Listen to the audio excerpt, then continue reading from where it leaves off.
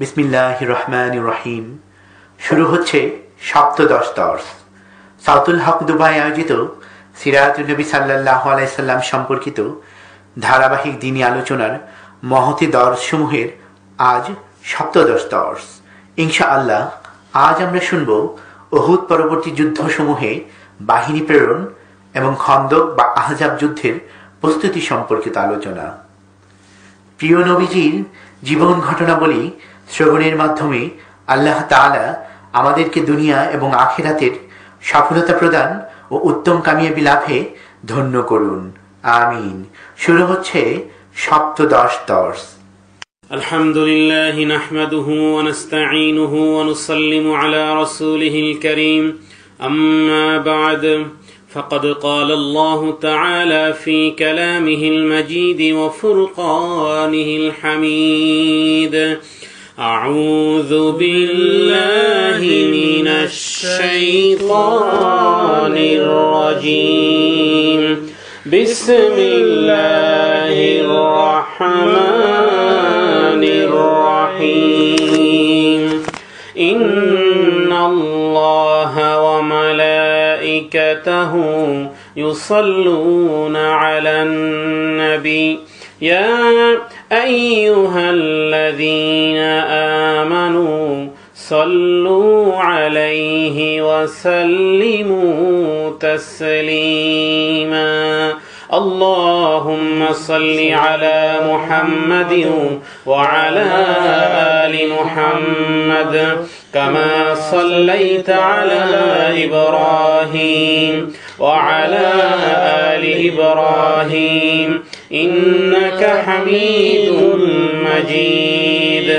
اللهم بارك على محمد وعلى آل محمد كما باركت على إبراهيم وعلى آل إبراهيم إنك حميد مجيد. صدق الله العظيم. صدق الله العظيم. সিরাতুন নবী সাল্লাল্লাহু আলাইহি ওয়াসাল্লাম সম্পর্কিত আজকের আমরা 17তম দর্স শুরু করতে যাচ্ছি।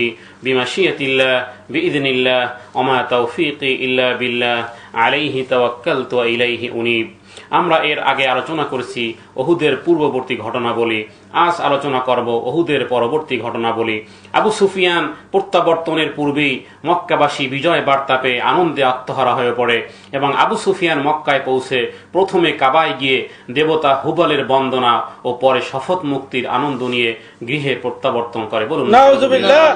অপরদিকে মদিনায় প্রত্যাবর্তনের পর মুসলমানরা ইহুদি ও মুনাফিক এবং পৌত্তলিক দ্বারা তিরস্কৃত হতে থাকে।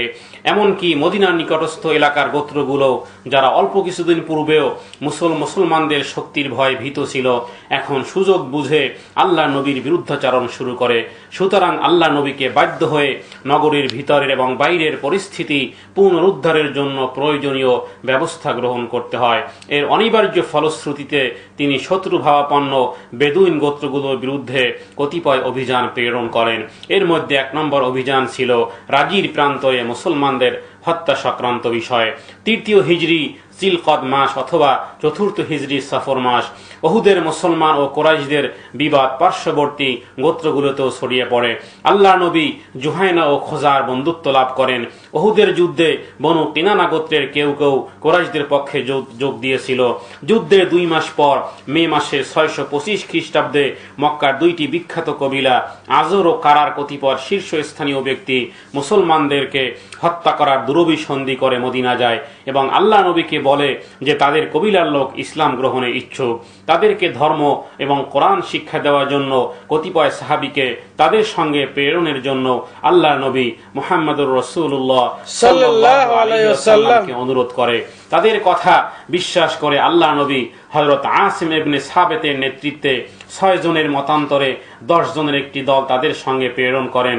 কাফেলাটি বনি হুজাইলের বসতি রাজি নামক জলাশয়ে উপস্থিত হলে হুজাইলের শাখা গোত্র লেলিয়ানের প্রায় 100 তীরন্দাজ অতর্কিত তাদের উপর এই সাহাবাদের উপর আক্রমণ করে এবং এই সাহাবায়ে কেরাম রাদিয়াল্লাহু তাআলা আনহুম আজমাইন তারা উপায়ান্তর না দেখে তারা নিকটবর্তী পাহাড়ের চূড়ায় আরোহণের পরে আরোহণ করে আত্মরক্ষার চেষ্টা করে এবং আত্মাইরা তাদের ঘিরে ফেলে এবং নিচে এসে আত্মসমর্পণের আহ্বান জানায়। তারা ধর্মত প্রতিজ্ঞা করে যে তাদের হত্যা করা হবে না।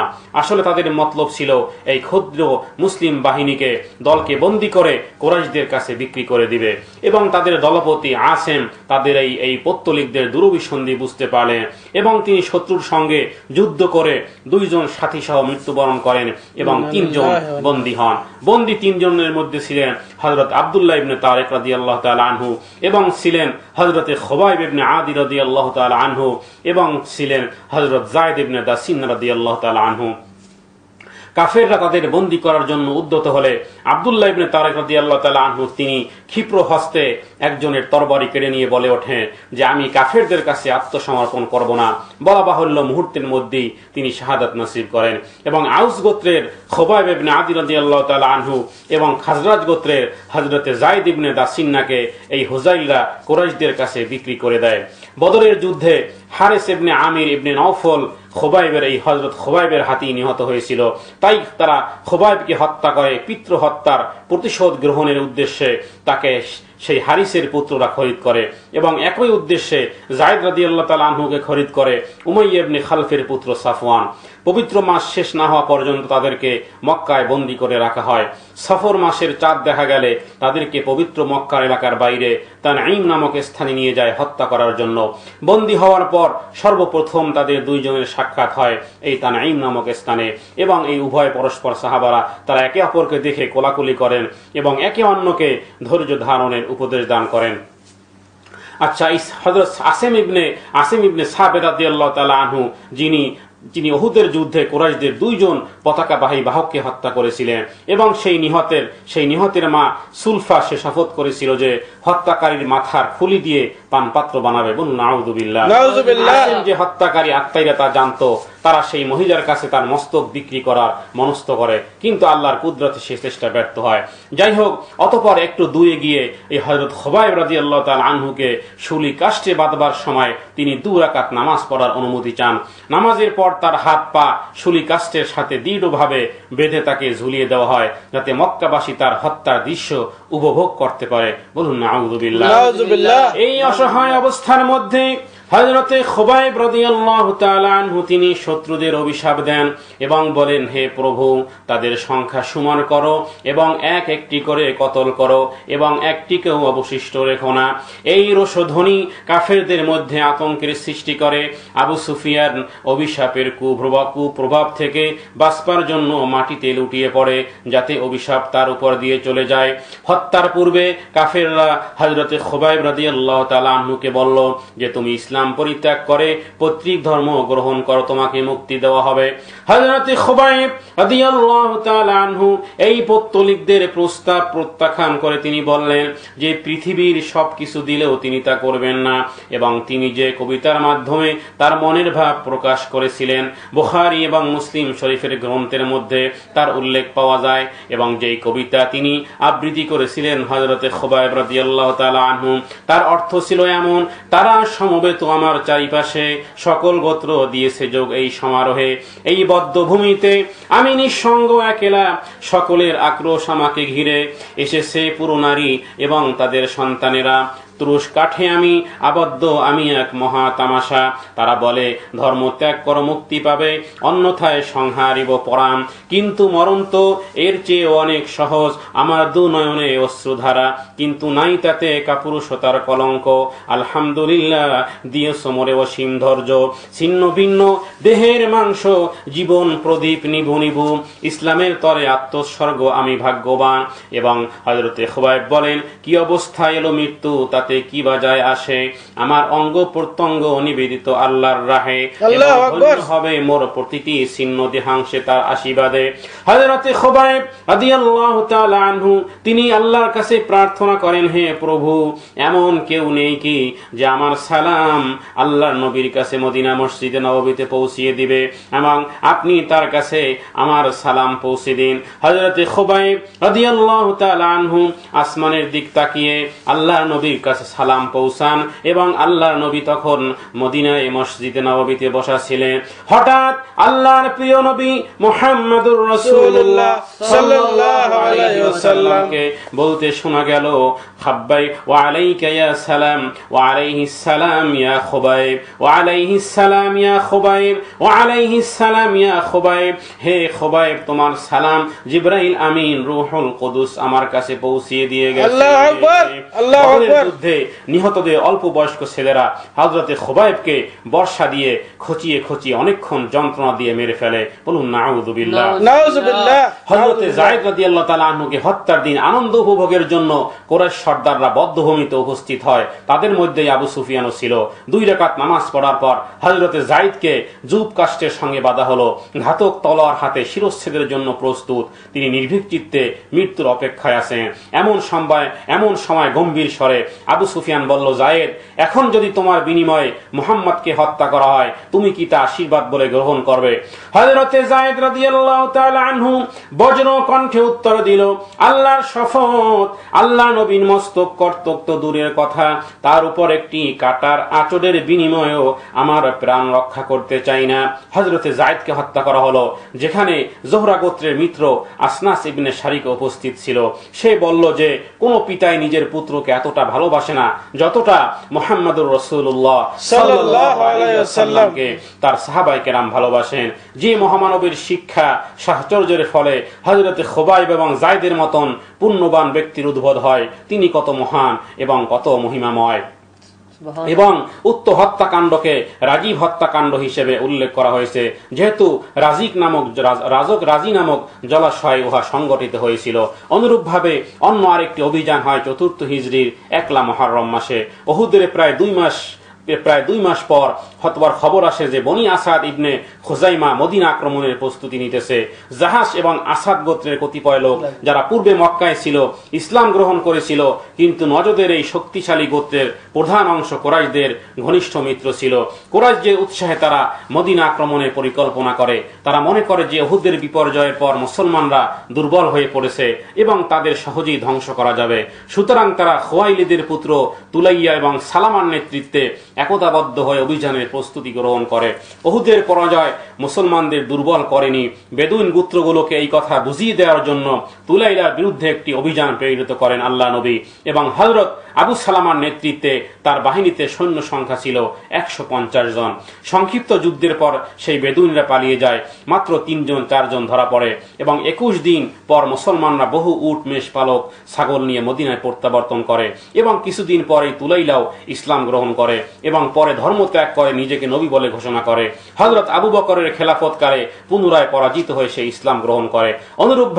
অনুরূপভাবে 4th হিজরির 5 মুহররম সুফিয়ান ইবনে খালিদকে হত্যার অভিযান হয়। আরেকটি পরিকল্পনার আক্রমণ খবর আসে যে পরিকল্পনাকারী সুফিয়ান ইবনে খালিদ হুজাইল গোত্রে লিহিয়ান দলের শাখার দলপতি এবং এই রাজীব হত্যাকাণ্ডের প্রধান নায়ক ছিল। সুফিয়ান ছিল অতি দুর্দান্ত প্রকৃতির লোক, এক নরপিশাচ। তার চেহারা ছিল ভীতপ্রদ, দেখলে অন্তরাত্মা কেঁপে উঠত। এই দানবকে হত্যার জন্য আল্লাহ নবী আনসার গোত্রের হযরত আব্দুল্লাহ ইবনে উনাইসকে প্রেরণ করেন। হত্যা করার প্রয়োজনে যে কোনো কৌশল অবলম্বন করার অনুমতিও দেওয়া হয় উক্ত সাহাবী ইবনে উনাইসকে। আব্দুল্লাহ ইবনে উনাইস অতঃপর আরাফাতের নিকটবর্তী বাতনে ওনা নামক স্থানে গমন করে এবং সুফিয়ান ইবনে খালিদকে সহচর দ্বারা পরিবেষ্টিত দেখতে পান। তিনি সুফিয়ানকে বলেন যে মদিনার বিরুদ্ধে তার পরিকল্পিত অভিযানে তিনি তার সাথে যোগ দিতে ইচ্ছুক। সুফিয়ান তার প্রস্তাব গ্রহণ করে। অতঃপর চাতুর্যপূর্ণ কথাবার্তা দ্বারা আব্দুল্লাহ তার বিশ্বাস অর্জন করে এবং রাতে লোকজন গভীর নিদ্রাচ্ছন্ন হয়ে পড়লে তাকে হত্যা করে প্রাণ হাতে মদিনায় প্রত্যাবর্তন করে। আর এভাবেই করে রাজীব হত্যাকাণ্ডের প্রতিশোধ গ্রহণ করা হয়। অনুরূপভাবে মাউনার লোহমর্ষ ঘটনা ঘটে 4th হিজরির সফর মাসে, যে 625 খ্রিস্টাব্দে মে অথবা জুন মাসে আবু বারা নামে নাজদের একজন বৃদ্ধ গোত্র প্রধান আত্মীয়তার সূত্র ধরে আল্লাহ নবীর দরবারে আসে। সে ছিল আল্লাহ নবীর স্ত্রী জানাব বিনতে খুজাইমা গোত্রের আমিরের দলপতি। এই গোত্রের অধিবাস ছিল সুলাইম। এবং গাতফান গোত্রের দক্ষিণে দস্যুবৃত্তির জন্য এই সব গোত্র কুখ্যাতি অর্জন করেছিল। এদের ভয়ে ইয়াসরিব মরুদ্যান সর্বদাই ভীত থাকত। আবুল বারা তখনও ইসলাম গ্রহণ করেনি, তবে সে ইসলাম বিরোধী ছিল না। সে আল্লাহ নবীকে অনুরোধ করে তার গোত্রের লোকদের ইসলামী রীতিনীতি এবং অনুশাসন শিক্ষা দেওয়ার জন্য একদল মুসলমানকে প্রেরণ করতে। আল্লাহ নবী তার কথার উপরে বললেন যে আমি নজদবাসীকে ভয় পাই। অতঃপর সে উত্তর দিল যে তাদের নিরাপত্তার দায়িত্ব আমার। আচ্ছা, আমি বনি আমিরের দলপতি, আমার বিরুদ্ধে করতে কেউ সাহস করবে না। এভাবে করে সে আল্লাহ নবীর কাছে ব্যক্ত করে এবং আল্লাহ নবী তার কথার উপর বিশ্বাস করে। আল্লাহ নবী মুনজির বিন আমরের নেতৃত্বে 70 জন সাহাবায়ে কেরাম রাদিয়াল্লাহু তাআলা আনহুম আজমাইন এবং ইবনে ইসহাক লিখেছেন 40 জন যে তাদেরকে এই নাজদে প্রেরণ করেন এবং এদের মধ্যে একজন ছিলেন আল্লাহ নবীর হিজরতের সঙ্গী দাসত্ব মুক্ত আমির ইবনে ফুহায়রা রাদিয়াল্লাহু তাআলা আনহু। আচ্ছা, দলের অন্যান্যদের সবাই অথবা অধিকাংশই ছিলেন আহলে সুফা। মুনজির তার সাথীদের নিয়ে মদিনার দক্ষিণ পূর্বে বীরে মাউনাতে পৌঁছে তাবু গাড়েন। সেখানে আবু বারার ভাতিজা আমির ইবনে আল তুফাইলের প্ররোচনায় বনি সুলাইম এই সাহাবাদের উপর হঠাৎ করে আক্রমণ করে এবং আত্মরক্ষার্থে যুদ্ধ করে। এই দলের 2 জন ব্যতীত সমস্ত সাহাবায়ে কেরাম শাহাদাত বরণ করেন। যেই 2 জন মাত্র রক্ষা পেয়েছিল তারা দলের উটগুলো নিয়ে চারণভূমিতে দূরে ছিল। এই চালকরা যখন 2 জন ফিরে এসে দেখতে পায় তাদের সাথীদের লাশ যত্রতত্র পড়ে আছে এবং তারা আত্মাইয়া এই নিকটই অপেক্ষা করছে। তাদের একজন আমর ইবনে উমাইরা আল্লাহ নবীকে দ্রুত খবর দেওয়ার জন্য ছুটলেন এবং অন্যজন নাঙ্গা তরবারি হাতে ঘাতকের উপর ঝাঁপিয়ে পড়ে মৃত্যু বা শাহাদাত বরণ করলেন। উক্ত বীরে মাউনার নিষ্ঠুর ঘটনায় আল্লাহ নবী অত্যন্ত দুঃখিত হলেন। তিনি একাধারে 30 দিন তাদের এই রাজীব শহীদদানের জন্য দৈনিক 5 বার ফজরের নামাজের রুকু থেকে ওঠার পরে দোয়ায় কুনুত করতেন এবং অন্য বর্ণনা থেকে জানা যায় যে মাত্র ফজরের নামাজে দোয়া কুনুত পড়তেন, যা হাদিসের মধ্যে যাকে কুনুতে নাজেলা হিসেবে উল্লেখ করা হয়েছে। অনুরূপভাবে 4th হিজরি রবিউল আউয়াল মাসের বনি নাজিরের বিরুদ্ধে অভিযান হয়। ওহুদের যুদ্ধ এবং আল রাজিতে মুসলমানদের হত্যা এবং বীরে মাউনে 70 জন মুসলমানদেরকে এই সমস্ত ঘটনা মুসলমানদের ইমানের পরীক্ষা হলো। কিন্তু বিপর্যয় যত সাংঘাতিক হোক না কেন তা আল্লাহ নবীকে নিরুৎসাহিত করতে পারল না। মুসলমানদের মধ্যে দল ত্যাগের ঘটনা ঘটেছিল এমন কোনো প্রমাণ পাওয়া যায় না। ওহুদের পর কুরাইশদের প্রচারণার ফলে আরবের বিভিন্ন গোত্র মনে করতে থাকে যে ইসলামী আন্দোলন নিঃশেষ হওয়ার পথে, সুতরাং তারা আল্লাহ নবীর বিরুদ্ধাচরণে তৎপর হয়ে ওঠে। বিরুদ্ধবাদীদের মধ্যে ইহুদিরাই ছিল প্রধান, কুটিলতায় তাদের সমকক্ষ কেউ ছিল না। বদরের পর কুরাইশরা বুঝতে পারে যে আব্দুল্লাহ ইবনে উবাইয়ের দ্বারা ইসলামের বিরুদ্ধে মদিনায় একটি অন্তর বিপ্লব ঘটানো যাবে না। সুতরাং তারা মদিনার ইহুদিদের সাথে ষড়যন্ত্রে লিপ্ত হয়। প্রথম থেকেই এই ইহুদি গোত্র বনি নাজির মুসলমানদের প্রতি শত্রুভাবাপন্ন ছিল। কুরাইশদের কাছ থেকে উস্কানি পেয়ে তারা ভীষণ শত্রুতা শুরু করে। ইহুদিরা আল্লাহ নবীকে বলে যে ধর্মের প্রশ্নে আপনাদের সাথে আমাদের বিরোধ, আপনি 30 জন লোক নিয়ে আসুন, আমাদের সঙ্গে থাকবে আমাদের রাব্বিরা আপনার ধর্মের সত্যতা নিরূপণ করতে পারলে আমরা সকলেই আপনার ধর্ম গ্রহণ করব। পরিশেষে বনু নাজির তাদের দাবি নমনীয় করে এবং আল্লাহ নবীর কাছে খবর পাঠায় যে আপনি 3 জন লোক নিয়ে আসুন, আমরাও 3 জন রাব্বি নিয়ে আসব। তারা আপনার কথা বিশ্বাস করলে আমরা ঈমান আনব। আল্লাহ নবী তাদের প্রস্তাব গ্রহণ করেন, কিন্তু পথিমধ্যে আল্লাহ নবী বিশ্বস্ত সূত্রে অবগত হন যে ইহুদিরা তাকে আল্লাহ নবীকে হত্যা করার পরিকল্পনা করেছে। বলুন নাউযুবিল্লাহ। ইবনে ইসহাকের বর্ণনা নিম্নরূপ যে আল্লাহ নবী বনি আমির গোত্রের 2 জন নিহত ব্যক্তির জন্য রক্তপান দিতে অঙ্গীকার করেছিলেন। পূর্ব চুক্তি শর্তানুযায়ী বনি নাজির রক্তপানের একাংশ পরিশোধ করতে বাধ্য ছিল। আল্লাহ নবী হযরত আবু বকর সিদ্দিক এবং হযরত ওমর এবং হযরত আলীকে নিয়ে তাদের অংশের অর্থ আদায়ের জন্য তাদের উপনিবেশে গমন করেন। বনি নাজির আল্লাহ নবীকে সাদর অভ্যর্থনা জানায় এবং তাদের অংশের অর্থ প্রদানের প্রতিশ্রুতি দেয়। আল্লাহ নবী যখন তাদের বাসভবনের প্রাচীরের সাথে পিঠ লাগিয়ে আল্লাহ নবী উপবিষ্ট ছিলেন, এই কুচক্রী এই ইহুদিরা গোপনে পরামর্শ করে স্থির করে যে ছাদের উপর থেকে একটি বড় পাথর আল্লাহ নবীর মাথায় ফেলে দিয়ে তাকে হত্যা করবে। এই অপকর্মের জন্য আমর ইবনে জাহাশ নামে একজন ইহুদিও ছাদে ওঠে। তাদের অজ্ঞাতসারেই আল্লাহ নবী তাদের কথোপকথন শুনে ফেলেন এবং ইত্যবসরে আল্লাহ নবীর বিলম্ব দেখে হযরত আবু বকর এবং অন্যান্য সাথীরা মদিনায় প্রত্যাবর্তন করে আল্লাহ নবীর কাছ থেকে ঘটনার বৃত্তান্ত জানতে পারেন। এহেন হীন ষড়যন্ত্র এবং ভীষণ শত্রুতা প্রদর্শনের জন্য আল্লাহ নবী তাদের প্রাণদণ্ডে দণ্ডিত না করে মদিনা থেকে নির্বাসিত করার সিদ্ধান্ত গ্রহণ করেন। আল্লাহ নবীর দূত মুহাম্মদ ইবনে মাসলামা ইহুদিদের উপনিবেশে গমন করে তাদেরকে বললেন যে তোমরা আল্লাহ নবীকে হত্যার পরিকল্পনা করেছিলে এবং তোমরা স্বদেশের শান্তি এবং স্বজাতি ধনপ্রাণ বিধ্বস্ত করার ষড়যন্ত্রে লিপ্ত ছিলে। এই অবস্থায় তোমাদেরকে মদিনায় বাস করতে দেয়া যাবে না।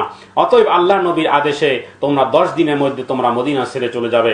এই আদেশে ইহুদিরা বিচলিত হয়ে পড়ে এবং মদিনা থেকে চলে যাওয়ার জন্য মানসিক প্রস্তুতি গ্রহণ করে। মুনাফিক সর্দার আব্দুল্লাহ ইবনে উবাই তাদের প্রতিশ্রুতি দেয় যে 2000 যোদ্ধা নিয়ে সে তাদের সাহায্য করবে। এই আশ্বাসবাণী শুনে তারা আল্লাহ নবীর আদেশ অমান্য করতে সাহস পায়। উপরন্তু তারা আশা পোষণ করত যে ইহুদি গোত্র কোরাইজা এবং তাদের বেদুইন বন্ধুরাও সাহায্যার্থে এগিয়ে আসবে। তাদের দলপতি হুয়াই ইবনে আখতারের পরামর্শে তারা আল্লাহ নবীকে বলে পাঠায় যে তারা কোথাও এই নিজেদের বাড়িঘর ছেড়ে কোথাও যাবে না, আল্লাহ নবীর যা ইচ্ছা তাই করুক। এই আলটিমেটাম পেয়ে আল্লাহ নবী উচ্চ কণ্ঠে বলে ওঠেন যে আল্লাহু আকবার, ইহুদিরা তো আমাদের সাথে যুদ্ধ ঘোষণা করেছে। এবং কাল বিলম্ব না করে আল্লাহ নবী তিনি একটি সৈন্যবাহিনী গঠন করে বনি নাজিরের বিরুদ্ধে যুদ্ধযাত্রা করেন। যুদ্ধের পতাকা হযরত আলী রাদিয়াল্লাহু তাআলা আনহুর হাতে দেওয়া হয়। নগরীর দক্ষিণ দিকে অবস্থিত তাদের পল্লী অবরোধ করা হয়। ইহুদিরা পল্লীর প্রবেশদ্বার উত্তম রূপে বন্ধ করে দিয়ে দুর্গে আশ্রয় গ্রহণ করে এবং দুর্গের উপর থেকে স্বর এবং অস্ত্র নিক্ষেপ এবং মুসলমানদের বাধা দিতে থাকে। তাদের পরিকল্পনা ছিল যে আব্দুল্লাহ ইবনে উবাইয়ের 2000 সৈন্য এবং বনি কুরাইজার যোদ্ধারা তাদের সাহায্যার্থে অগ্রসর হওয়া মাত্রই তারা দুর্গ থেকে বেরিয়ে মুসলমানদেরকে হত্যা করবে। এভাবে করে অগ্র পশ্চাৎ দুই দিক থেকে আক্রান্ত হয়ে মুসলমানরা পরাজিত হবে এবং মুসলমানরা নিষ্পেষিত হয়ে যাবে। কিন্তু অবরুদ্ধ অবস্থায় 15 দিন অতিবাহিত হলেও তাদের সাহায্যার্থে কেউ এগিয়ে আসলো না। মুসলমানরা ক্ষিপ্ত গতিতে ইহুদি পল্লী অবরোধ করলে মুনাফিকরা দলবদ্ধ হওয়ার সুযোগ পেল না। পক্ষান্তরে অনতিকাল পূর্বে বনু কুরাইজার সাথে আল্লাহ নবী চুক্তি সম্পাদিত হওয়ায় তারাও সাহায্য করতে অগ্রসর হলো না। সুতরাং নাজির গোত্র হতাশ হয়ে পড়ল এবং উপায়ন্তর না দেখে 625 সালের সেপ্টেম্বর মাসে আত্মসমর্পণের প্রস্তাব দিল এবং মদিনা ত্যাগ করে চলে যেতে সম্মত হলো। আল্লাহ নবী তাদের প্রস্তাব গ্রহণ করেন। তাদের উপর কোনো কঠিন দণ্ড আরোপ না করে অস্ত্রশস্ত্র ব্যতীত অন্য সমস্ত ধন সম্পদ ও তৈজসপত্র নিয়ে 10 দিনের মধ্যে মদিনা ত্যাগ করতে বলা হলো। ইহুদিরা 600 উট বোঝাই করে তাদের সমস্ত ধন সম্পদ নিয়ে নিষ্ক্রান্ত হয়। কথিত আছে যে তারা ঘরের দরজা জানালা এমনকি দরজার উপরের 8 কাঠ পর্যন্ত সঙ্গে নিয়ে যায়। তাদের দলপতি সালাম ইবনে উবাই, কেনা ইবনে রবি এবং হুয়াই ইবনে আখতার খায়বরে গিয়ে আশ্রয় গ্রহণ করে এবং অন্যরা জেরিকো এবং দক্ষিণ সিরিয়ায় গিয়ে বসতি স্থাপন করে। অনুরূপভাবে বদরের দ্বিতীয় অভিযান হয় 4th হিজরির শাবান এবং জিলকদ মাসে। উহুদের মাঠে আবু সুফিয়ান দম্ভ করে আল্লাহ নবীকে বলেছিল যে পরের বছর বদর প্রান্তরে দ্বিতীয় দফা শক্তি পরীক্ষা হবে। আবু সুফিয়ানের এই আস্ফালনের জবাব দেওয়ার জন্য আল্লাহ নবী 10 জন অশ্বারোহী এবং 1500 সৈন্যের একটি বাহিনী নিয়ে আল্লাহ নবী বদর প্রান্তরে গিয়ে উপস্থিত হন 626 খ্রিস্টাব্দের এপ্রিল মাসে। একটি সৈন্যদল নিয়ে আবু সুফিয়ান বদরের উদ্দেশ্যে রওনা হয়, কিন্তু অর্ধপথ গিয়ে সে মক্কায় প্রত্যাবর্তনের সিদ্ধান্ত করে। সে অজুহাত দেখায় যে বৃষ্টিপাত না হওয়া এবং উট ও ঘোড়াগুলোকে চড়ানো যায়নি, সুতরাং সেগুলো দুর্বল এবং যুদ্ধে অনুপযুক্ত। বদর প্রান্তরে কুরাইশদের অনুপস্থিতিতে তাদের বদনাম রটে যায় এবং যে মুসলমানদের মর্যাদা বৃদ্ধি পায়। অনুরূপভাবে আরেকটি অভিযান হয় যার নাম ছিল জাতুর রাক্কার অভিযান, যা ছিল 5ম হিজরির 10ই মুহররম, মে অথবা জুনের 626 খ্রিস্টাব্দে। ইবনে হিশামের মতে 4th হিজরিতে এবং ইবনে সাদের মতে 5ম হিজরির মুহররম মাসে এই অভিযান ঘটেছিল। হাফেজ ইবনে হাজার বলেন যে এই ঘটনা ঘটেছিল বনু কুরাইজার যুদ্ধের পর। কুরাইশ এবং ইহুদিদের ষড়যন্ত্রের ফলে মক্কা থেকে মদিনা পর্যন্ত সমগ্র হেজাজ প্রদেশ মুসলমানদের প্রতি শত্রুতা পোষণ করতে থাকে। মুসলমানদের সমূলে ধ্বংস করার জন্য তারা মদিনা আক্রমণের পায়তারা করতে থাকে। 626 খ্রিস্টাব্দের মে অথবা জুন মাসে 400 অথবা 700 সৈন্য নিয়ে আল্লাহ নবী গাতাফান গোত্রের বনি মুহায়েব এবং বনি সালামা নামে 2টি কাবিলার বিরুদ্ধে যুদ্ধের ঘোষণা করেন, যুদ্ধের প্রস্তুতি গ্রহণ করেন। মুসলমানরা মক্কার উত্তর পূর্বে 60 মাইল দূরে অবস্থিত জাত আল রাক্কায় গিয়ে উপস্থিত হয়। এখানে শত্রুর একটি শক্তিশালী দলের সঙ্গে সাক্ষাৎ হয়, কিন্তু তারা যুদ্ধ করা থেকে বিরত থাকে। আল্লাহ নবী শত্রুর প্রতারণাকে ভয় করে ভীতি নামাজ প্রবর্তন করেন যে নামাজের সময় শত্রু অতর্কিত আক্রমণ করতে পারে, এই ভয়ে অর্ধেক সৈন্য এক সময় জামাতে নামাজ আদায় করত, অবশিষ্টরা অর্ধেক অস্ত্র হাতে শত্রুর মোকাবিলার জন্য প্রস্তুত থাকত, এবং তখনই ভীতি নামাজ নাজিল হয়, যা সূরা নিসার মধ্যে যার বিস্তারিত বর্ণনা হয়েছে। অনুরূপভাবে আরো একটি অভিযান হয়, যা ৫ম হিজরি রবিউল আউয়াল অথবা আগস্ট অথবা সেপ্টেম্বরের ৬২৬ খ্রিস্টাব্দে। চারদিকে ছিল শত্রু, প্রতি মুহূর্তে আক্রান্ত হওয়ার আশঙ্কা ছিল মদিনা। এমত অবস্থায় মুসলমানরা শত্রুকে ভীতি প্রদর্শনের নীতি গ্রহণ করে। আল্লাহ নবী ১০০০ সৈন্যের একটি বাহিনী নিয়ে উত্তর দিকে প্রায় ৫০০ মাইল দূরে অবস্থিত দুম্মাতুল জান্দাল, যার নাম বর্তমান জাউফ, মরুদ্যান আক্রমণের উদ্দেশ্যে যাত্রা করেন। দুম্মাতুল জান্দান ছিল লুণ্ঠনকারীদের ঘাঁটি। অধিকাংশ লুণ্ঠনকারী ছিল কালব গোত্রের লোক। তারা মদিনার জন্য প্রেরিত তেল, আটা এবং অন্যান্য সামগ্রী লুট করত এবং মদিনাগামী যাত্রীদেরকে হয়রানি করত। আল্লাহ নবী সসৈন্যে তাদের বিরুদ্ধে যাত্রা করেছেন শুনে তারা ছত্রভঙ্গ হয়ে যায় এবং যুদ্ধ না করে তিনি আল্লাহ নবী মদিনায় প্রত্যাবর্তন করেন। অনুরূপভাবে সাল্লাম ইবনে হুকাইবকে হত্যা করা হয়। বনু নাজিরের দলপতি ছিল সাল্লাম ইবনে হুকাইব ওরফে আবু রাফি, ছিল আল্লাহ নবীর একজন প্রধান শত্রু।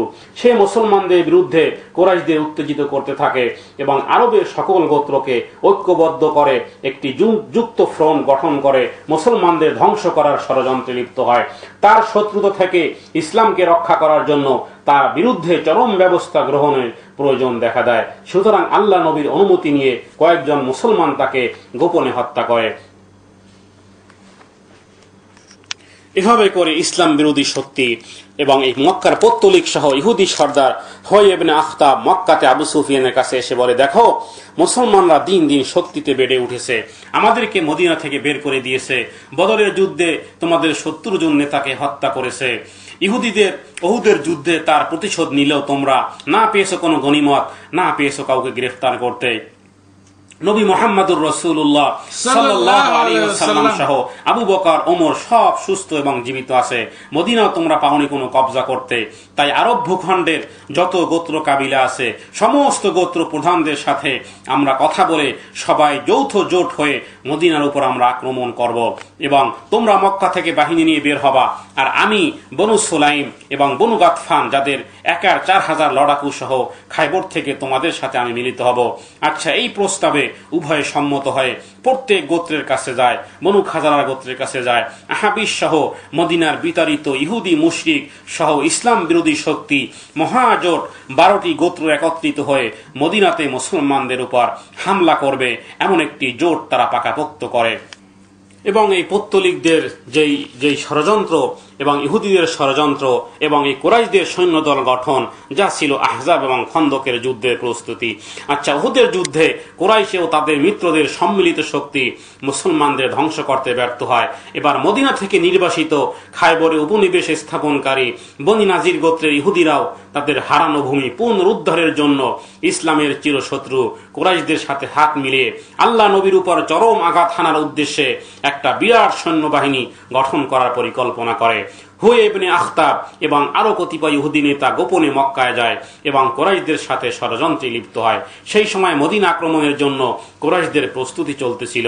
ইহুদি নেতাদের গোপন সফরের ফলে সেই প্রস্তুতি ত্বরান্বিত হয়। তারা আবু সুফিয়ানকে বলে, আমরা মুহাম্মদ সাল্লাল্লাহু আলাইহি সাল্লামকে ধ্বংস করতে তোমাদের মতোই বদ্ধপরিকর।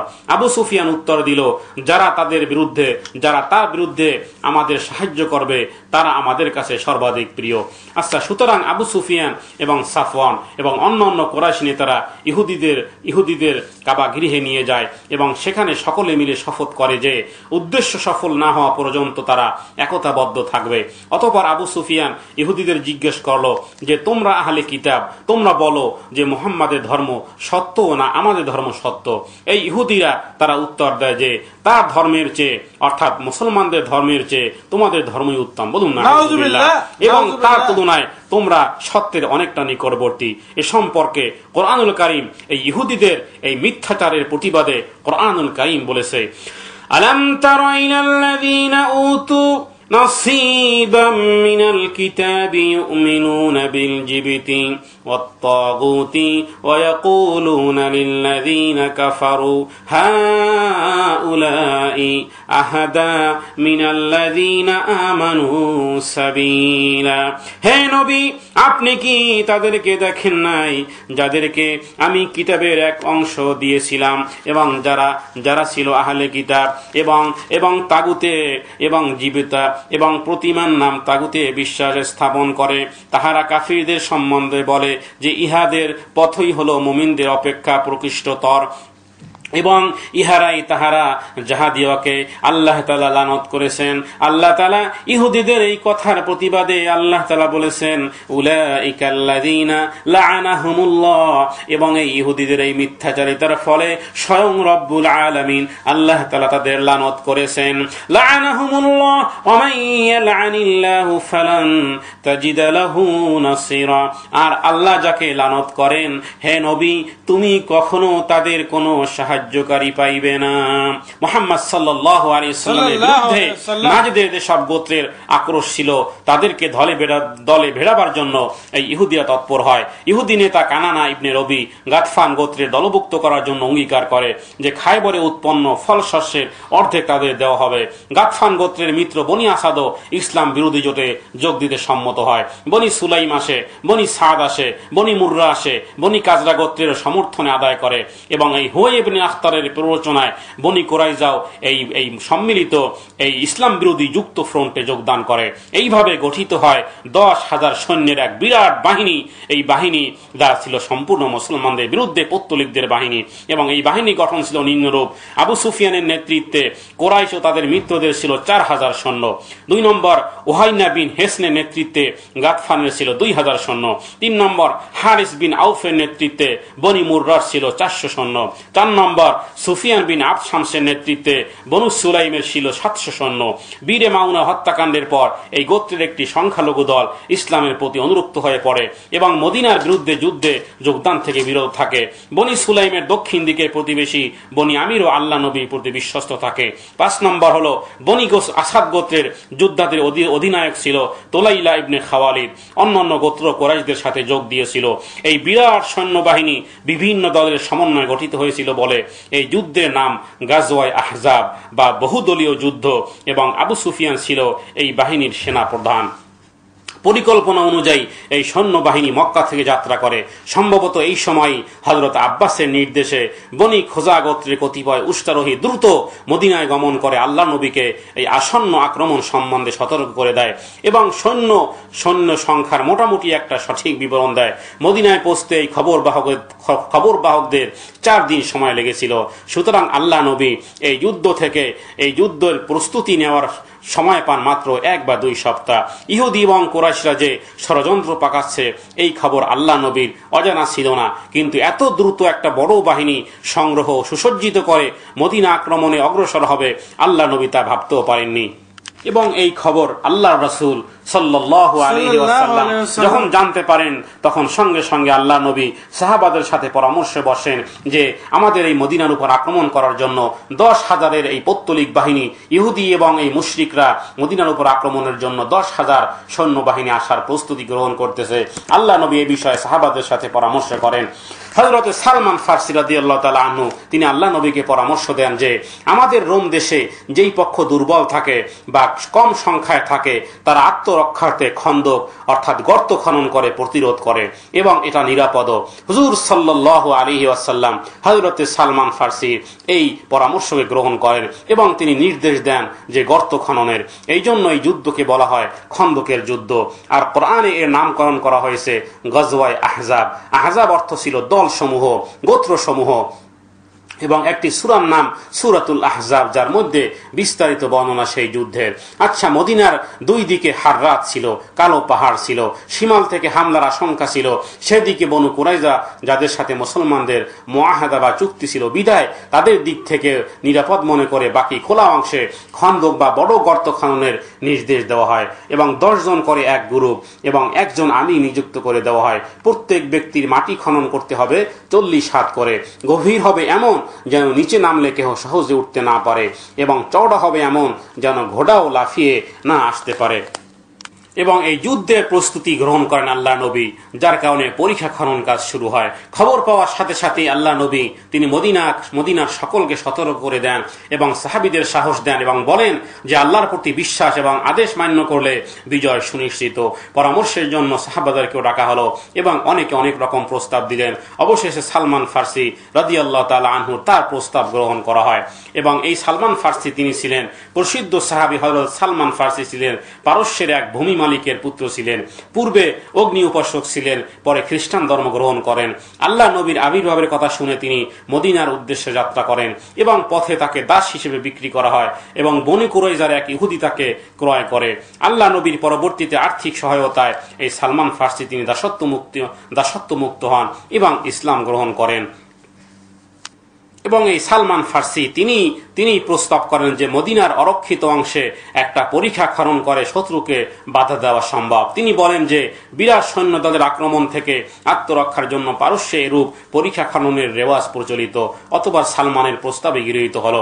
মদিনার 3 দিকে ছিল গায়ে গায়ে লাগানো বাসভবন এবং নিবিড় খেজুর বাগান। সুতরাং এই 3 দিক থেকে অশ্বারোহী সৈন্যের আক্রমণ সম্ভব ছিল না। একমাত্র সিরিয়ার দিক ছিল উন্মুক্ত। সুতরাং এই দিকই পরীক্ষা খননের সিদ্ধান্ত হয় এবং শত্রু আক্রমণ আসন্ন অপচয় করার মতো একটি মুহূর্ত মুসলমানদের হাতে ছিল না। সুতরাং দ্রুত এই খনন কার্য শুরু করার জন্য ব্যাপক প্রস্তুতি গ্রহণ করা হলো। ইহুদি গোত্র বনী কুরাইজার কাছ থেকে ধার করে আনা হলো মাটি কাটার সরঞ্জাম, মেটক, গাতি এবং বেলচা এবং খেজুর পাতার ঝুড়ি। আল্লাহ নবীর প্রতি বিদ্বেষ ভাবাপন্ন হলেও এইসব সরঞ্জাম ধার না দেবার মতন সাহস তাদের ছিল না। আল্লাহ নবীর সঙ্গে সম্পাদিত চুক্তির শর্ত অনুযায়ী মুসলমানদের সঙ্গে সহযোগিতা করাও তাদের পক্ষে জরুরি ছিল। আচ্ছা, জিলকদ মাসের 8 তারিখে 3000 সৈন্য নিয়ে আল্লাহ নবী মদিনার বহির্ভাগে পৌঁছে সালা পর্বতের পাদদেশে পর্বতকে পশ্চাতে রেখে পিছনে রেখে আল্লাহ নবী ঘাঁটি স্থাপন করেন। ঘাঁটির অনতি দূরে 5 হাত প্রস্থ 5 হাত গভীর পরীক্ষা খননের সিদ্ধান্ত হয় এবং প্রতি 10 জনের একটি দলকে খননের জন্য 10 গজ পরিমিত জায়গা রেখা টেনে নির্দিষ্ট করে দেওয়া হয়। আল্লাহ নবী স্বয়ং এই খনন কার্যে যোগ দেন এবং খুদ পিপাসা উপেক্ষা করে মুসলমানরা বিরামহীনভাবে রাত দিন এই গর্ত খননের কাজ করতে থাকে। প্রতিদিন ফজরের সময় তারা কাজ শুরু করে এবং তারা গৃহে প্রত্যাবর্তন করত সন্ধ্যাবেলায়। মসজিদে নববী নির্মাণের সময় যেরূপ উদ্দীপনা প্রদর্শিত হয়েছিল সেই রূপ উদ্দীপনার মাঝে দ্রুত গতিতে কাজ অগ্রসর হয়।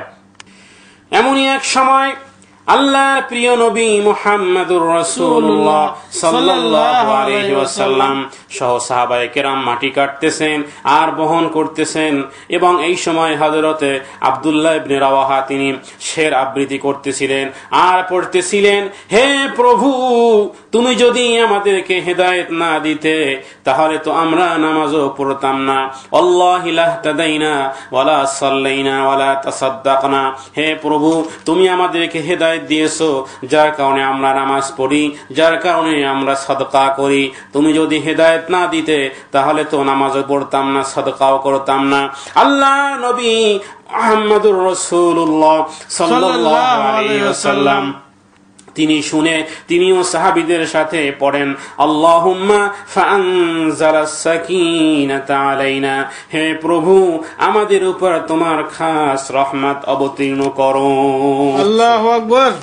এই খনন কার্যকে আনন্দদায়ক করার জন্য আল্লাহ নবী ওই এরকম উৎসাহব্যঞ্জক গাথা আবৃত্তি করতেন।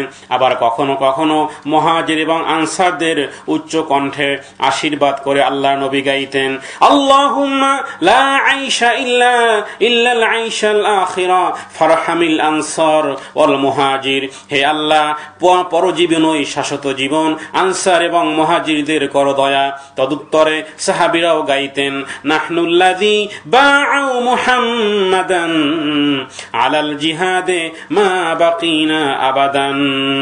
জিহাদের তরে নিয়েছি আমরা শপথ নবী মুহাম্মাদের হাতে এবং জিহাদের তরে আমরা শপথ নিয়েছি, মোদের এই প্রতিজ্ঞা চরম এবং শাশ্বত।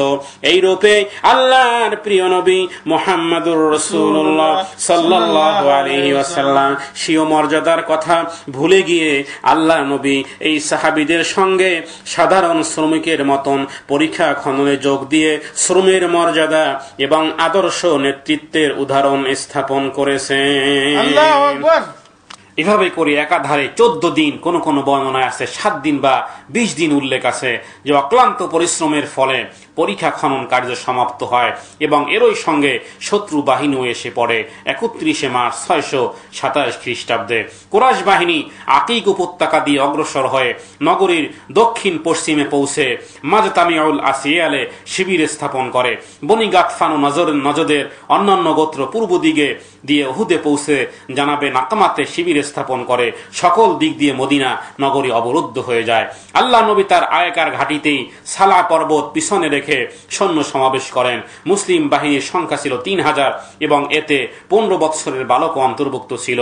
মহিলা ও শিশুদেরকে নগরীর অভ্যন্তরে একটি সুরক্ষিত দুর্গে স্থানান্তরিত করা হয়।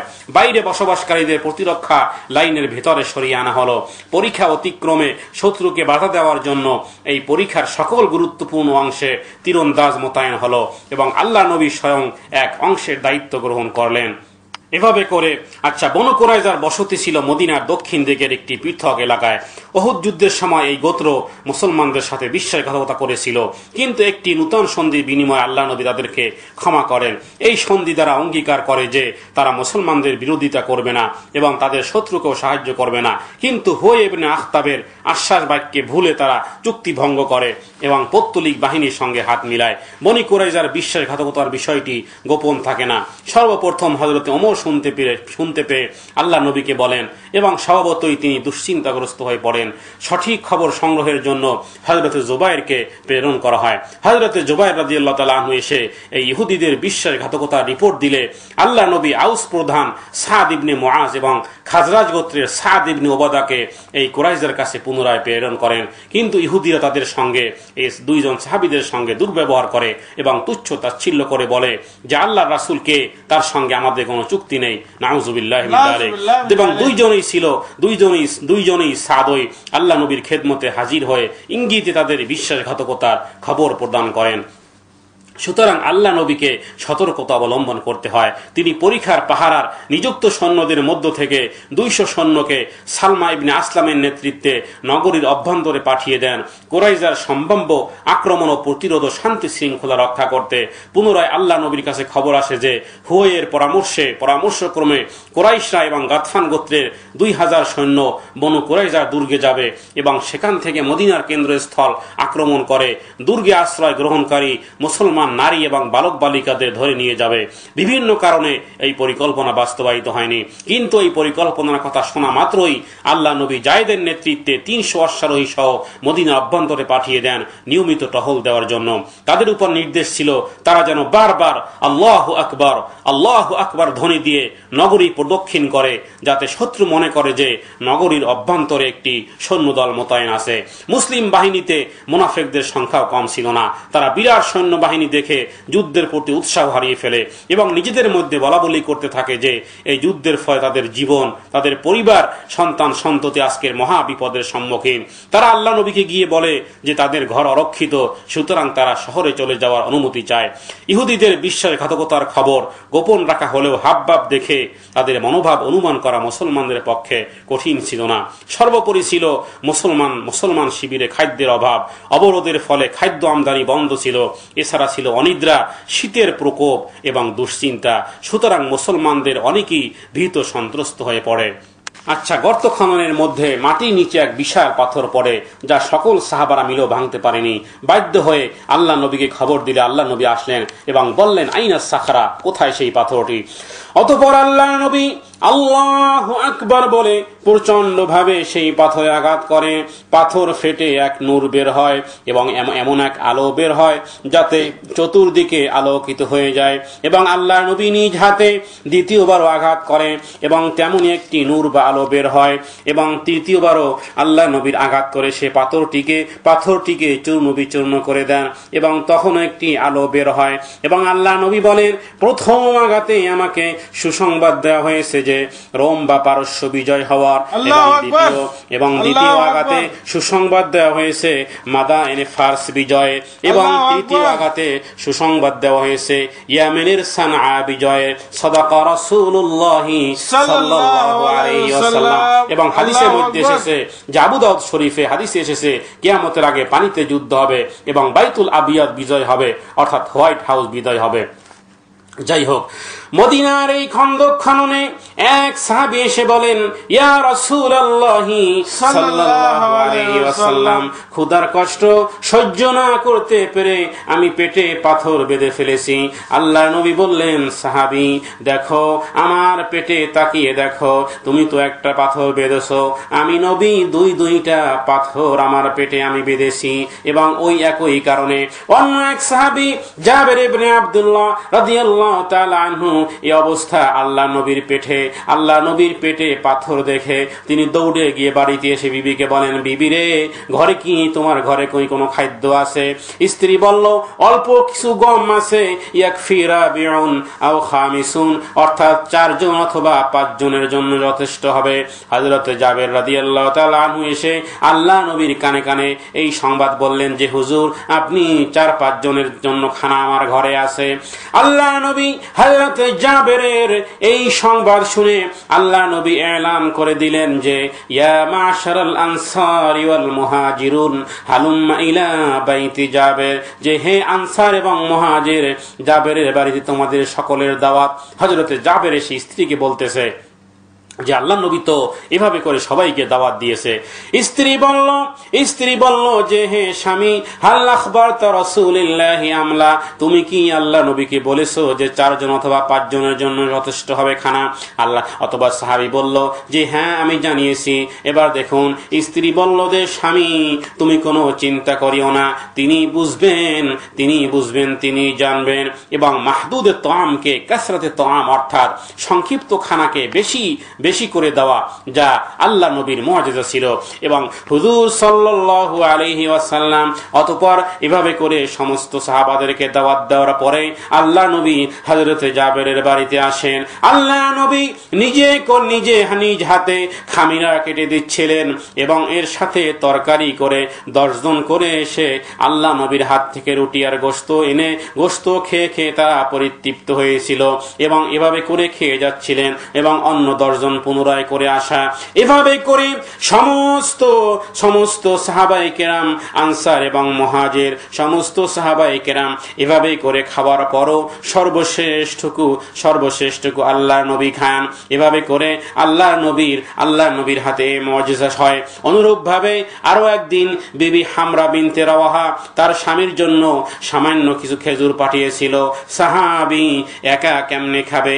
আল্লাহ নবীকে খবর দেওয়ার পরে আল্লাহ নবীজি বললেন, হে সাহাবী, দস্তরখান বিছাও। অনুরূপ ভাবে 300 লোক খেয়েও পরিতৃপ্ত হয়েছিল। এজন্য উলামায়ে কেরাম বলেন যে তাওয়াক্কুল এবং আসবাবের মধ্যে এভাবে সমন্বয় রাখবে যে পানি যেমন নৌকা ছাড়া চলে না, তেমনি আবার খেয়াল রাখতে হবে পানি যেন নৌকার মধ্যে প্রবেশ না করে। অর্থাৎ বিবাহ করতে হবে, তারপর আল্লাহর কাছে সন্তান কামনা করতে হবে। এজন্য বলা হয়, বান্দার চেষ্টা যেখানে শেষ, আল্লাহর রহমত সেখান থেকে শুরু হয়। বলুন সুবহানাল্লাহ। এভাবে করে বহরহাল রাত দিন পরিশ্রম করে এই খন্দকের পরীক্ষা খনন কাজ আল্লাহ নবী শেষ করেন। ওদিকে আবু সুফিয়ানের নেতৃত্বে 10,000-এর এই বিশাল বাহিনী, 10,000 শুধু মুকাতিল যোদ্ধা বীর উপস্থিত হয় এবং তারা এই পরীক্ষা খনন দেখে সবাই হতভম্ব হয়, যা ইতিপূর্বে তারা কখনোই দেখেনি। আচ্ছা, আবু সুফিয়ান বলল যে ইহুদি সর্দার হুয়াই ইবনে আখতাবকে যে তোমার সমজাতি বনু কুরাইজার সাথে কথা বলো, চুক্তি ভঙ্গ করতে বলো যা মুসলমানদের সাথে রয়েছে, অন্যথায় এভাবে করে আক্রমণ করা সম্ভব হবে না। আর এই পরীক্ষা দেখে কুরাইশ বাহিনী বিস্মিত হয় এবং সরাসরি মদিনা আক্রমণ করা থেকে বিরত থাকে। কিন্তু পরীক্ষা খনন করা হয়েছিল একদিকের উন্মুক্ত স্থান বন্ধ করার জন্য। নগরীর পূর্ব এবং পশ্চিমাংশে ছিল ঘরবাড়ি এবং খেজুর বাগান। এই 2 দিক দিয়ে নগরী আক্রমণ দুঃসাধ্য ছিল। খেজুর বাগানের ভিতর দিয়ে অশ্বারোহী বাহিনীর আক্রমণ সম্ভব ছিল না। দ্বিতীয়ত, বালক বালিকা, স্ত্রী পুরুষের রোস্ট নিক্ষেপে সৈন্যদল বিপর্যস্ত হয়ে পড়ত। উন্মুক্ত স্থানে যুদ্ধ হলে 600 অশ্বারোহী সৈন্যের আক্রমণ প্রতিরোধ করার ক্ষমতাও মুসলমানদের ছিল না, এবং ওহুদের পুনরাবৃত্তি ঘটত পরীক্ষা খনন যদি না করা হতো। পরীক্ষা খনন করা না হলে শত্রুপক্ষের অশ্বারোহী এবং পদাতিক নগরীর অভ্যন্তরে প্রবেশ করে মুসলমানদেরকে সম্পূর্ণ বিধ্বস্ত করে দিত। সুতরাং নগরীর প্রতিরক্ষার জন্য পরীক্ষা খনন ছিল একটি অতি উত্তম ব্যবস্থা। শত্রুর অশ্বারোহী বাহিনী বহুবার প্রচেষ্টা চালিয়েও এই তীরন্দাজদের সজাগ দৃষ্টি এড়িয়ে পরীক্ষা অতিক্রম করতে তারা পারল না। মুসলমান ও পৌত্তলিকরা প্রায় 1 মাস ধরে এই পরীক্ষা দুপাশে পরস্পরের সম্মুখীন হয়ে অবস্থান করতেছিল। মাঝে মাঝে তীর যুদ্ধ ছাড়া মুসলমানদের ধ্বংস করার আর কোনো পদ্ধতি কুরাইশ বাহিনী অবলম্বন করতে পারল না। এদিকে তাদের রসদপত্র ক্রমশ ফুরিয়ে যেতে লাগলো। খাদ্যের অভাবে পশুগুলো মরতে শুরু করলো। শীতের প্রকোপে তাদের অবস্থা শোচনীয় হলো। সীমাহীন দুর্দশায় পতিত হয়ে শত্রু সৈন্যের মনোবল সম্পূর্ণভাবে ভেঙে পড়ল। বলুন আলহামদুলিল্লাহ। আলহামদুলিল্লাহ। অপরদিকে মুসলমানদের অবস্থাও ছিল শোচনীয়। অমানসিক পরিশ্রম, খাদ্যের অভাব এবং রাত্রের তীব্র শীত আর তাদের মনোবল ভেঙে দেওয়ার জন্য যথেষ্ট ছিল। ক্ষুধা এবং শীত এবং অঘুমে সমস্ত সাহাবায়ে কেরাম ক্লান্ত এবং দুর্বল চিত্ত ছিল, এবং মুসলমান মুনাফিকদের প্ররোচনায় বলতে লাগলো যে মাত্র একটি পরীক্ষা দ্বারা এত বড় বাহিনীকে বাধা দেওয়া সম্ভব। যারা মুনাফিক ছিল তারা এটা বলতেছিল যে এখন নগরীর অভ্যন্তরে গিয়ে আত্মরক্ষার চেষ্টাই হবে বুদ্ধিমানের কাজ। কিন্তু এই দুঃসহ কষ্ট সত্যিকারে মুমিনদের মনে আত্মত্যাগের স্পৃহা জাগ্রত করে, এবং তাদের প্রশংসা করি। আল্লাহ তাআলা বলেন, মুমিনগণ যখন সম্মিলিত বাহিনীকে দেখিল এবং সঙ্গে সঙ্গে এই মুমিনরা বলিয়া উঠিল যে ইহা তো আল্লাহ এবং তার রাসূল যাহার প্রতিশ্রুতি আমাদিওকে দিয়েছিলেন, এবং আল্লাহ এবং তার রাসূল সত্যই বলিয়াছেন, আর ইহাতে ঈমানদারদের ঈমান এবং আনুগত্যই বৃদ্ধি পেল। আচ্ছা, হুজুর সাল্লাল্লাহু আলাইহি ওয়াসাল্লাম এই অবস্থাতে তিনি নির্দেশ দেন যে সমস্ত মহিলারা এবং বাচ্চারা একটি ঘরে অবস্থান করবে, বাকিরা পুরুষগণ তীর নিয়ে পাহারা দিবে। এদিকে আবু সুফিয়ানের কথা মতো হুয়াই ইবনে আখতাব আসা বনু কুরাইজার সর্দার কাবিল করজির কাছে সে কথা বলতে প্রথমে নারাজ ছিল, তাই দরজা বন্ধ করে দেয় এবং এই হুয়াই ইবনে কাবকে খোঁটা দেয় এই কথা বলে যে ইন্নাকা ইন তাখাফু আন তাকুলা মাআক, যে হে তুমি কি দরজা বন্ধ করলে কি জন্য, যে তুমি কি ভয় পাও যে তোমার সাথে খানা খাওয়ার, অর্থাৎ যা আরবে এই খুব খারাপ খোঁটা ছিল, খানা খাওয়ার খোঁটা। এমনকি ভদ্র প্রতিটি সমাজেই নিকৃষ্ট খোঁটা হলো খানার খোঁটা। আচ্ছা, কোরআনুল কারিমে হযরত মুসা আলাইহিস সালাম এবং খিজির আলাইহিস সালামের একসাথে চলার ঘটনায় বস্তিবাসীরা তাদেরকে খানার আপ্যায়ন করেনি, যে কথা কোরআনে বর্ণিত হয়েছে, যে ফাআবাউ আন ইউদাইফু বর্ণিত হয়েছে। আচ্ছা, হযরত ওসমান রাদিয়াল্লাহু তাআলা আনহুর সময় যখন কোরআন মুদ্রণের কাজ শুরু করেন, কোরআনে বর্ণিত সেই এলাকার গণ্যমান্যরা এসে হযরত ওসমান রাদিয়াল্লাহু তাআলা আনহুকে বলল যে আমিরুল মুমিনিন, কিয়ামত পর্যন্ত মানুষ জানবে যে খানা না দেওয়ার এই অপরাধে আমরা অপরাধী, পূর্বপুরুষগণ ভুল করেছিল। সুতরাং আপনি শুধুমাত্র কোরআনের এই বা হরফকে তা লিখে দেন, বিনিময়ে আপনাকে আমাদের রাজ্যের সমস্ত সম্পদ দিয়ে দিব। অর্থাৎ ফাবাও অর্থ হয় খানা দিতে অস্বীকার করা, আর বাকে যদি তা দ্বারা পরিবর্তন করলে ফাতাও অর্থ হয় তারা দাওয়াত দিয়ে খানা খাওয়ানো। হযরত ওসমান রাদিয়াল্লাহু তাআলা আনহু বলেন, বদবখত, এক হরফে গোটা কোরআন পরিবর্তন হয়ে যায়, ঘটনাই তো পাল্টে যায়। সুতরাং লা তাবদীলা লিকালিমাতিল্লাহ, হরফ তো দূরের কথা, নোক্তাকে ছোট বড় করার ক্ষমতাও কোনো মানুষের নেই। আচ্ছা, যাই হোক, এই হুয়াই ইবনে আখতাব যখন ভিতরে আসে যুক্তি দেওয়া শুরু করে, মনে রাখবেন যে শয়তানেরও কিন্তু যুক্তি আছে। এই হুয়াই ইবনে আখতাবে বলল যে দেখো, তোমরা তো তাকে নবী মানো না, যাকে নবী মানো না সে তোমাকেও মানে না, কিসের চুক্তি তার সাথে? মুসলমানদের সাথে চুক্তি ভঙ্গ করো, 2 দিন পর আর পৃথিবীতে মুসলমান নামে কোনো জাতিই থাকবে না, যেহেতু আমাদের 10,000 সৈন্য আমাদের হাতে এখন নিশ্চিহ্ন করে দেওয়া হবে মুসলমানকে, শুধু তুমি রাস্তা ছেড়ে দাও, বাকি কাজ আমরাই করব। এত কিছু শুনে এই কুরাইজার সর্দার ইতস্ততা করলেও অতপা আখে মেনে নেয়, এবং এই গাদ্দারি বা বিশ্বাসঘাতকতার কথা হুজুর সাল্লাল্লাহু আলাইহি ওয়াসাল্লাম জানতে পারেন যে এই বনু কুরাইজা আবু সুফিয়ানের বাহিনীকে মদিনায় প্রবেশ করতে দিবে, অথচ আমান ভেবেই তো ওই দিকে খন্দক বা খনন করা হয়নি। এই খবর সাহাবীদের মধ্যে ছড়িয়ে পড়লে যারা মুনাফিক তারাও ভয়ে যার যার ঘরে চলে যায় যে কে লড়বে এই 10,000 সৈন্যের সাথে।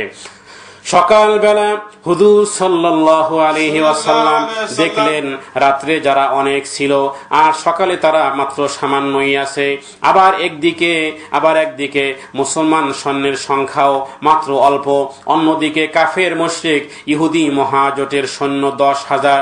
যেই সব পৃষ্ঠ প্রদর্শনকারী মুনাফিক সম্বন্ধে আল্লাহ তাআলা বলেছেন, হুনালিকা বাতুলিয়াল মুমিনুনা ওয়াজুলজিলু জিলজালান শাদীদা। আল্লাহ রাব্বুল আলামিন সূরাতুল আহজাবের মধ্যে উক্ত অবস্থার ঘটনা আল্লাহ তাআলা বর্ণনা করেছেন যে তখন মুমিনরা ভীষণভাবে পরীক্ষিত হয়েছিল এবং তারা ভীষণভাবে প্রকম্পিত হয়েছিল। আর যারা মুনাফিক ছিল তারা বলতেছিল উল্টো কথা, ওয়াইযি ইয়াকুলুল মুনাফিকুনা ওয়াল্লাযীনা ফী কুলুবিহিম মারাদুন, এবং যারা মুনাফিক ছিল এবং যাদের অন্তর ছিল রোগাক্রান্ত এবং যাদের অন্তরে ছিল ব্যাধি, তারা বলতেছিল মা ওয়া'আদানাল্লাহু ওয়া রাসূলুহু ইল্লা গুরুরা, যে আল্লাহ এবং তার রাসূল আমাদেরকে যে প্রতিশ্রুতি দিয়েছিলেন তা প্রতারণা ছাড়া কিছুই নয়। বলুন নাউযুবিল্লাহ। আল্লাহ তাআলা বলেন, ওয়াইদ ক্বালাত তাইফাতুম মিনহুম ইয়া আহলা ইয়াসরিব লা মুকামা লাকুম ফারজিউ ওয়া ইস্তাযিনু ফারীকুম মিনহুমুন নাবিয়্যা ইয়াকুলুনা ইন্না বুয়ুতানা আওরা ওয়া মা হিয়া বিআওরাতিন ইন ইউরিদুনা ইল্লা ফিরারা। এবং যেই মুনাফিকরা ছিল তাদের একদল এসে বলেছিল যে হে ইয়াসরিববাসী, হে মদিনাবাসী, এখানে তোমাদের কোনো স্থান নেই এবং তোমরা ফিরে যাও। এবং তাদের মধ্যে একদল মুনাফিক আল্লাহর নবীর কাছে এসে বলেছিল, এই যুদ্ধ থেকে অব্যাহতি প্রার্থনা করেছিল। এবং এই মুনাফিকরা বাড়িয়ে বাড়িয়ে মিথ্যা কথা বলতেছিল যে আমাদেরকে ছুটি দেন, আমাদেরকে অব্যাহতি দেন, যেহেতু আমাদের বাড়ি ঘরগুলো অরক্ষিত। অথচ রব্বুল আলামিন বলেন যে তাদের ঘরগুলো অরক্ষিত ছিল না, বরং তাদের আসল উদ্দেশ্য ছিল এই যুদ্ধ থেকে পলায়ন করা। তারা বলেছিল ইন্না বুয়ুতানা আওরা, যে আমাদের ঘরগুলো অরক্ষিত। আল্লাহ বলেন ওমা হিয়া বিআওরাতিন, হে নবী, আসলে তাদের বাড়ি ঘরগুলো অরক্ষিত ছিল না, তাদের উদ্দেশ্য ছিল ইন ইউরিদুনা ইল্লা ফিরারা, তাদের উদ্দেশ্য তাদের আসলে পলায়ন করাই ছিল তাদের আসল উদ্দেশ্য। এবং যখন এই শত্রুরা নগরীর বিভিন্ন দিকে হতে প্রবেশ করে তাদেরকে বিদ্রোহের জন্য পরিচিত করত, তবে অবশ্যই তাই তারা করে বসত, এতে তারা কাল বিলম্ব করত না। এভাবে করে আল্লাহ সুবহানাহু ওয়া তাআলা মুনাফিকদের মুখোশকে উন্মোচন করে দেন।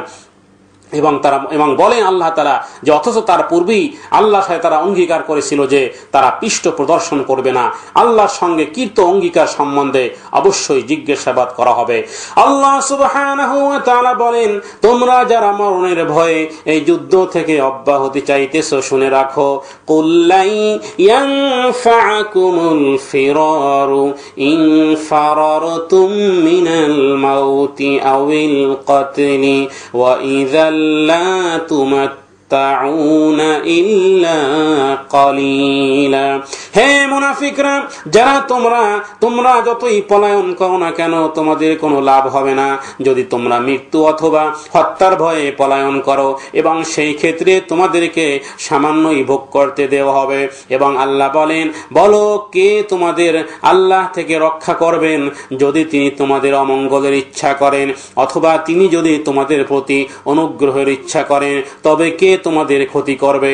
তারা আল্লাহ ছাড়া নিজেদের কোনো অভিভাবক এবং সাহায্যকারী হিসেবে পাবে না।